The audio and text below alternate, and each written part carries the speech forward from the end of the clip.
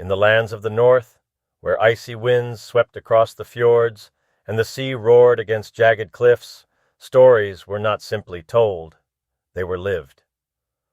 Among the Vikings, love and betrayal were never quiet things.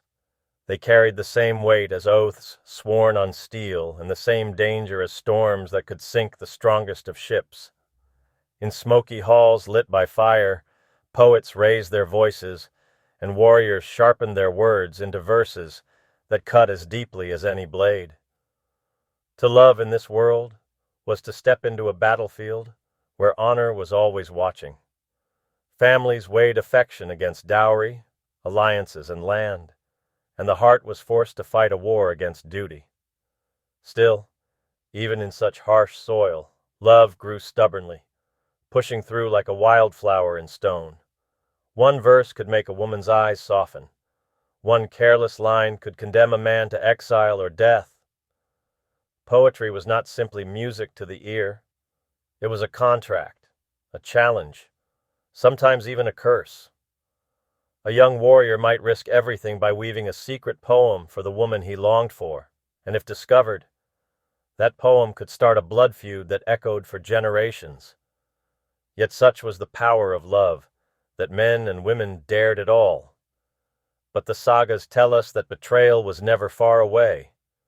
Behind the smiles at feasts and the promises made before the gods, there were whispers, secrets, and shadows. A woman promised to one man might find her heart leaning toward another. A man sworn to protect his blood brother might steal the glance of his wife when no one watched. And when these betrayals were revealed, fire followed.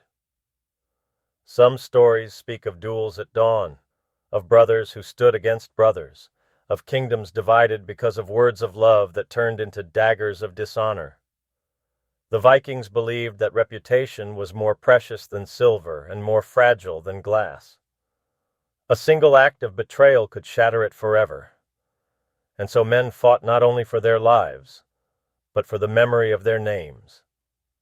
And yet, even with such danger, the human heart continued to seek closeness, for love is as necessary to life as breath itself. Beyond the halls of chiefs and the pride of warriors, there existed another world, quieter but no less tragic. The world of the thralls, the enslaved men and women carried across seas in chains. Their names were stripped away, their freedoms stolen, but their humanity remained. These men and women lived in the corners of the longhouses, in the shadows of power, their hands blistered by labor, their backs bent beneath commands. And yet even here, where life seemed reduced to obedience, love dared to whisper. In stolen moments, in secret glances, in the smallest acts of kindness, the thralls found ways to remember that they were still human. A woman who had lost her family might find comfort in the arms of another who shared her fate. A man forced into service might risk punishment just to hold the hand of the one he cherished. To love as a thrall was an act of rebellion, a way of saying, "You have not taken everything from me." But love among the enslaved was not always gentle. There were times when it was forced, when power crushed consent, when intimacy became another form of control. Some thralls bore children they had not chosen, and those children grew up knowing both the cruelty of their father's command and the resilience of their mother's care. These were the silent stories, the ones not carved into runestones, the ones too painful for sagas to sing aloud. Yet they existed, and they remind us that beneath the grandeur of Viking conquest lay lives scarred by suffering and small, fragile hopes that refused to die. The saga of Viking love is, in truth, a saga of contradictions. Warriors who sang verses so beautiful that women wept were the same men who drew blood for the slightest insult. Families that celebrated marriages with gold and feasts could, in the next breath, use those same marriages as weapons in politics, uncaring of the hearts they bound together. And while freeborn men and women weighed love against honor, The enslaved clung to love as the last piece of themselves that no one could truly steal. The sagas speak of gods and heroes, of feasts and battles, but if you listen closely, between the lines you will hear other voices, the voices of those who loved quietly, who betrayed and were betrayed, who endured separation and exile, who carried in their hearts both fire and ash. This is the truest story of Viking love, not simple, not polished, but raw and painfully human, where every kiss, every poem, every act of betrayal was heavy with the knowledge that nothing in life came without cost. The world of the Vikings was shaped by contrasts as sharp as steel. The same men who raised children with tenderness could take up an axe without hesitation, and the same women who brewed ale and kept households alive could speak verses so fierce they cut the pride of kings. Love in this age was never fragile. It was a weapon, a shield, and a fire. Imagine a feast in a longhouse, the smoke rising from the central fire as warriors laughed, the clash of cups echoing like drums. In the corner, a skald raised his voice, weaving words that seemed harmless, yet were as dangerous as sharpened blades. He sang of a maiden's beauty, of her golden hair shining like the sun on the fjord. The hall grew quiet, for everyone knew that each word carried weight. If the poem was welcomed, the singer's fame would spread, and his love might be returned. But if the family of the maiden felt insulted or dishonored, then the hall would turn cold, and the singer might find himself hunted before the next dawn. This was the risk of love in the North, that even a poem, innocent to outsiders, could start a war that bled across generations. There is a tale told of a young warrior, bold and reckless, who fell for a chieftain's daughter. He composed verses for her, comparing her to Freya, the goddess of beauty. Her steps like swans across water, her smile more dazzling than gold. The girl smiled in secret, but her father did not. To him, these verses were not flattery, but theft, an attempt to claim his daughter's honor without permission. The warrior was summoned before the hall and given a choice: retract his words or meet the father's champion in a duel. The warrior, bound by pride and by the very code that demanded he stand by his words, chose the duel. Steel rang out at dawn, and though his verses had been beautiful, his sword was not fast enough. He fell, his love unfinished, his verses scattered like ashes in the wind. The girl was married off to another man, her heart forever scarred, while the skald's name was remembered only as a warning. Words have weight, and in the North, even love must answer to honor. Yet not all stories ended in blood. Some sagas tell of women whose cleverness outmatched the strict rules of men. One such woman, promised to a man she did not love, composed her own verses, sly and cutting. She compared her unwanted betrothed to a goat stumbling in mud, while praising the courage of the man she secretly loved. Her words spread quickly, whispered by servants, repeated by children, until even the warriors laughed. The man she scorned was humiliated, and though his pride was wounded, he dared not challenge her openly, for he feared further ridicule. In the end, the woman's wit carved her path, and she wed the man of her choosing. Such stories remind us that while Viking society was bound by laws and honor, the sharpness of the tongue could sometimes cut deeper than the sharpest sword. But beneath these tales of freeborn love and clever defiance lay another reality, darker and quieter, the reality of the thralls. The enslaved had no choice in love, no power to compose poems that changed their fate. They lived in the margins, in the cold of the longhouse's edge, where smoke stung their eyes and masters' commands dictated every breath. And yet, it is here, in the silence, that the most haunting love stories dwell, A thrall might fall for another, but their union was never recognized. Their children were not heirs, but property. Still, hearts beat stubbornly in defiance. Imagine a young woman stolen from a distant village who found herself laboring in a strange land. Her language was mocked, her name forgotten. But in the eyes of another thrall she saw recognition, the shared pain of exile. In stolen glances, in hurried whispers before dawn, they built a bond. To them, love was not luxury, but survival, a fire in the freezing dark. They knew discovery meant punishment, yet they risked it. For even in chains, the human soul seeks connection. Sometimes their love bore fruit. Children born into a world that saw them not as gifts, but as burdens or assets. A mother, herself enslaved, would cradle her child with a tenderness greater than any queen's pride, knowing that this small life might be sold or taken. Still she sang lullabies, songs from a homeland her child would never see, songs that carried both sorrow and defiance.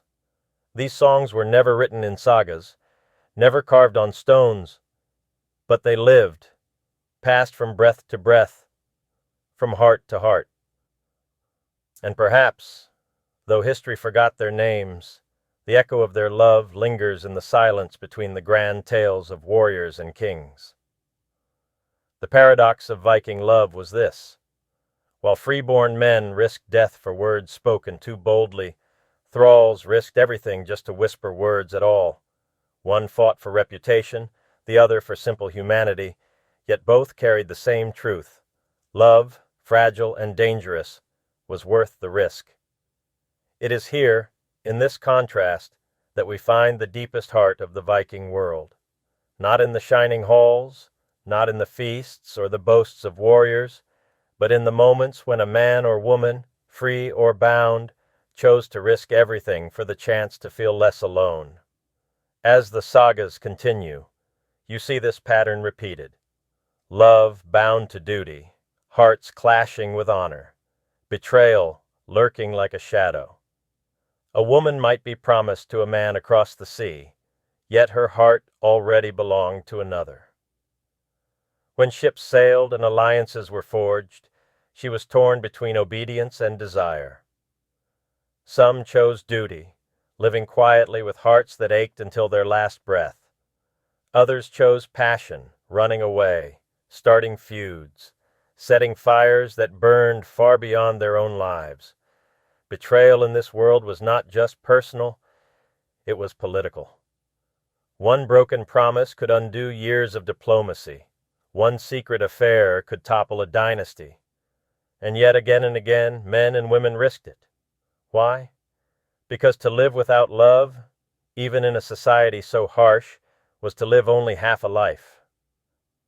The story of Viking love and betrayal stretches far beyond the walls of their smoky longhouses, for every ship that sailed carried not just warriors, but the fragile weight of human hearts. On the decks of dragon-prowed vessels, as the sea spray lashed against bearded faces and the winds howled like hungry wolves, men often thought of the women they left behind. Some imagined loyal wives waiting by the hearth, weaving and tending, praying for their safe return. Others, deep in their chests, feared betrayal, that in their absence another man might whisper verses to the woman they loved. This fear haunted them more than storms. To a Viking, being forgotten by a lover was worse than dying in battle, for death brought honor, but betrayal brought shame. Tales spread of men who returned after years of raiding to find their homes changed, their wives remarried, their children calling another man father. Some raged and took revenge, others swallowed their grief, but all knew the cruel truth: time could be as dangerous as any sword. In contrast, women left behind bore burdens of their own. While sagas often celebrated warriors, they did not ignore the strength of the women who kept the farms alive, who raised children, who negotiated disputes, and who stood guard against raiders while their men were away. Love, for them, was often tangled with fear. Would their husband return, or would the sea claim him? Would their son fall in some distant raid, his bones left on a foreign shore? These women lived in the tension between longing and dread, and their love became a kind of prayer woven into the rhythm of their days. Yet, when loneliness grew heavy, some sought comfort in others. This too created ripples of betrayal and tragedy, for Viking society judged women harshly, though men often strayed without consequence. The sagas whisper of wives who dared to love again while their husbands still lived, and when discovered, their punishment was severe, sometimes even death. Yet despite the danger, hearts wandered, for desire and loneliness are forces stronger than law. One haunting tale tells of a chieftain's wife who fell in love with a slave. Theirs was a bond born in silence, in the stolen glances while he worked in the fields, in the quiet exchanges of bread and water when no one was watching. She was a woman of status, he a man with no rights, yet their hearts ignored such boundaries. For months, their love was a secret flame, flickering in shadows until jealousy exposed them. When her husband discovered the truth, rage burned hotter than any fire.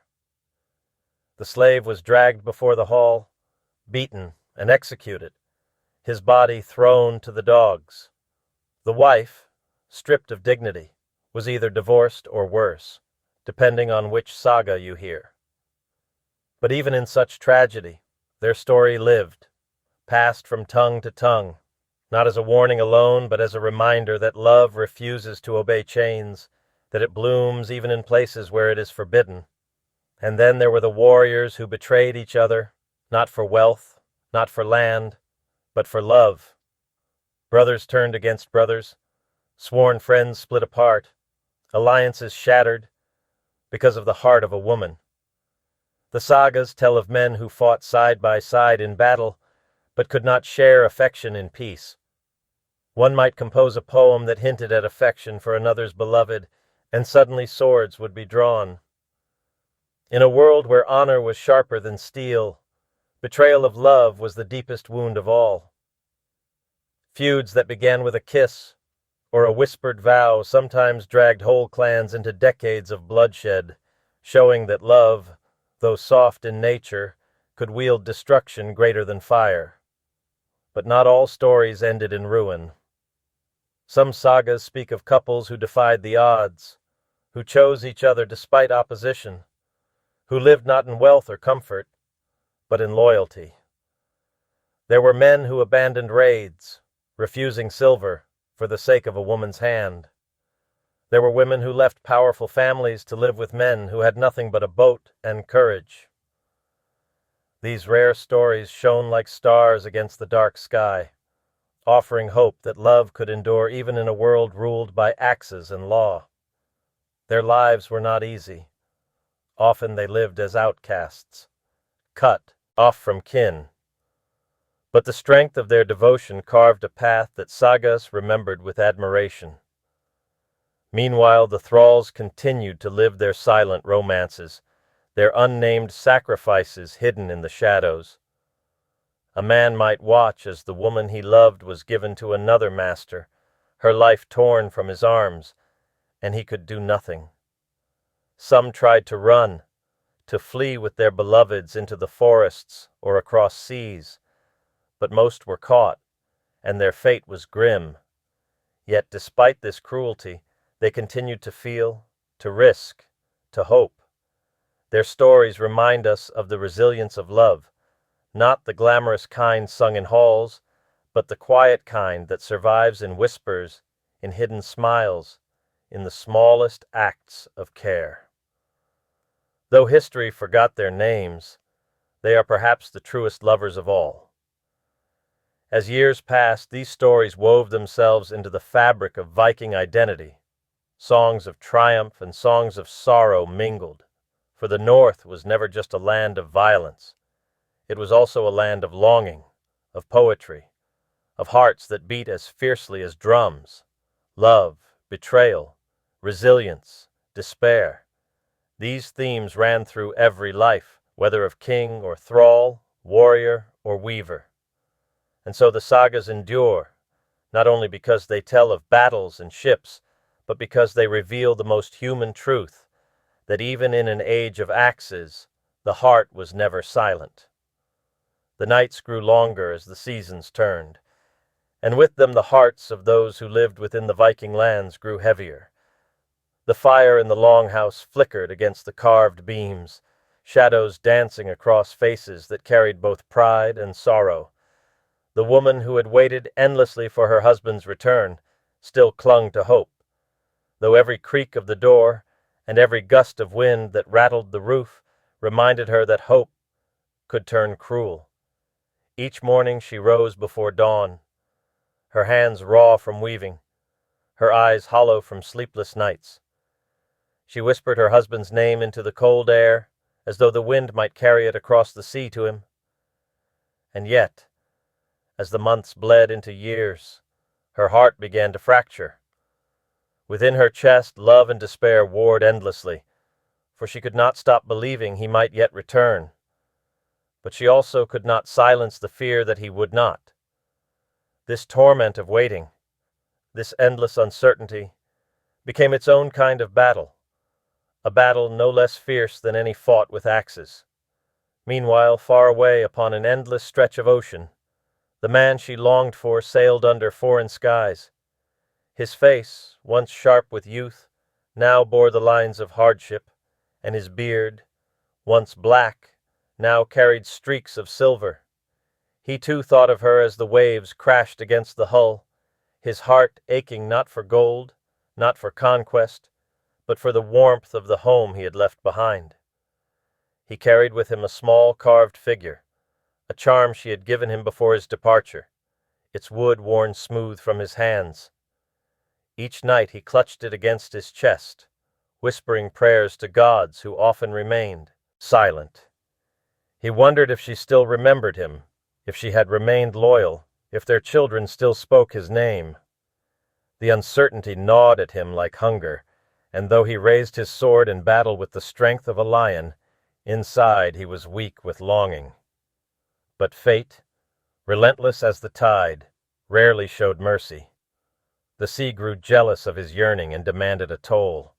A storm struck with fury, ripping sails to shreds and snapping oars like twigs.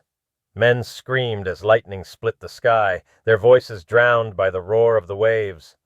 The ship groaned as though alive, struggling against the water's wrath, until finally it gave way. Splinters of wood scattered across the dark ocean, and men clung desperately to whatever they could grasp.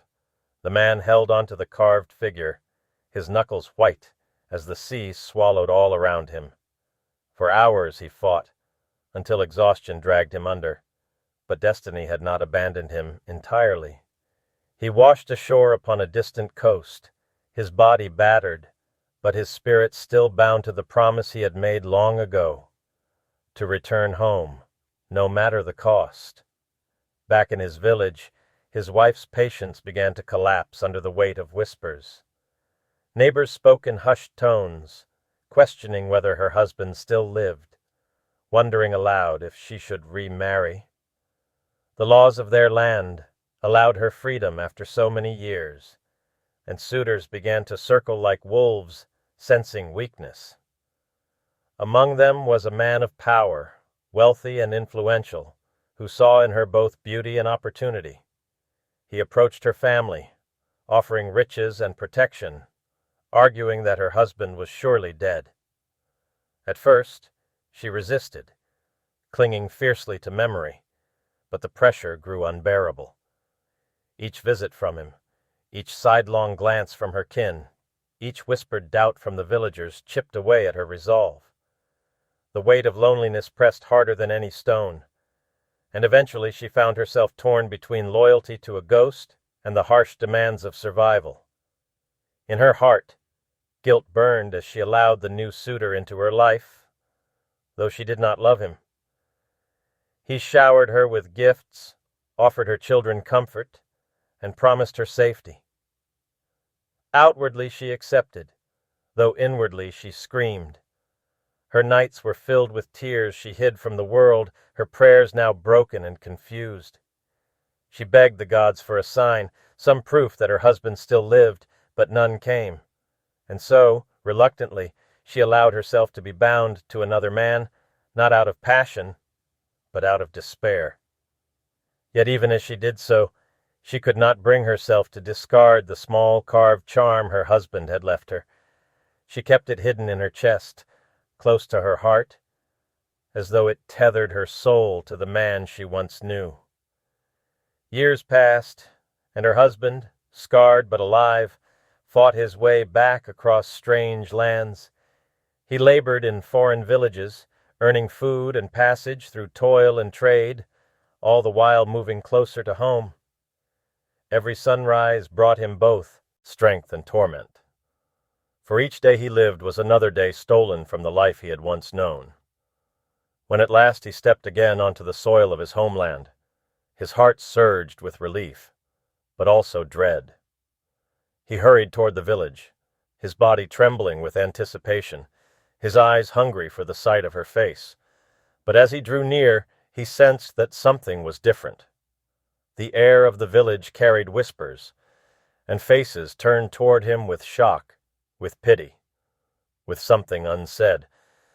At the doorway of the home he had built with his own hands, he stopped. Through the wood he heard laughter, her laughter, but mingled with the voice of another man. His breath caught, his chest tightened, and the world seemed to collapse around him. For a moment he could not move. His legs threatened to give way, his heart thundered like a drum, and the charm in his hand suddenly felt unbearably heavy.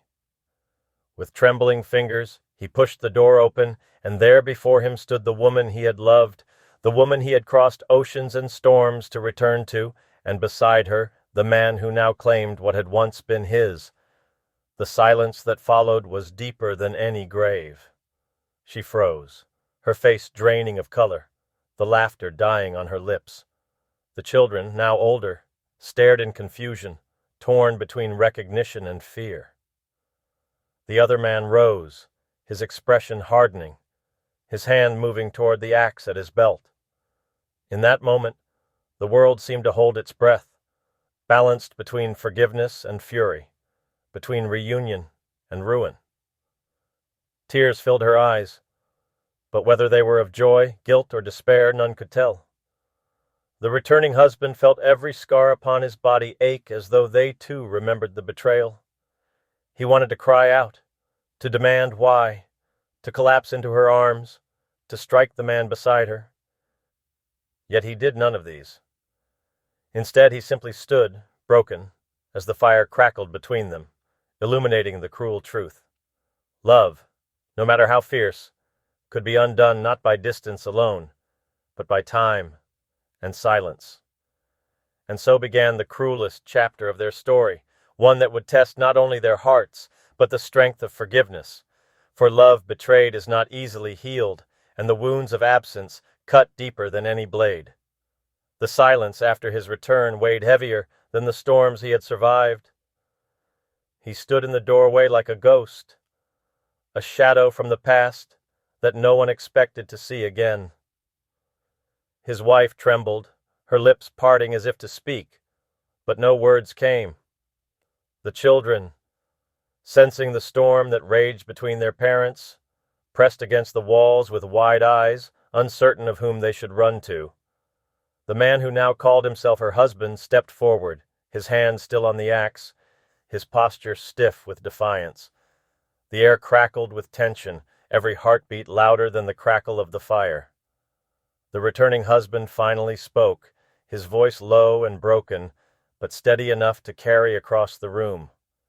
He did not shout, he did not curse, he simply whispered her name. That single word carried years of longing, years of pain, years of hope that had been betrayed. Tears welled in her eyes, spilling down her cheeks as her hands trembled violently. She wanted to rush to him, to explain, to beg for forgiveness, but the weight of guilt pinned her in place. The other man's face twisted with anger, not only at the intruder, but at the truth that now hung between them. He saw in her eyes the spark that had never truly died, the love she had never fully buried, and it filled him with rage. The children looked from one man to the other, their young minds trying to piece together the truth. The eldest boy, his jaw set and fists clenched, broke the silence with a trembling question. "Mother, who is he?" His voice cracked, innocent yet sharp, cutting into the fragile balance of the moment.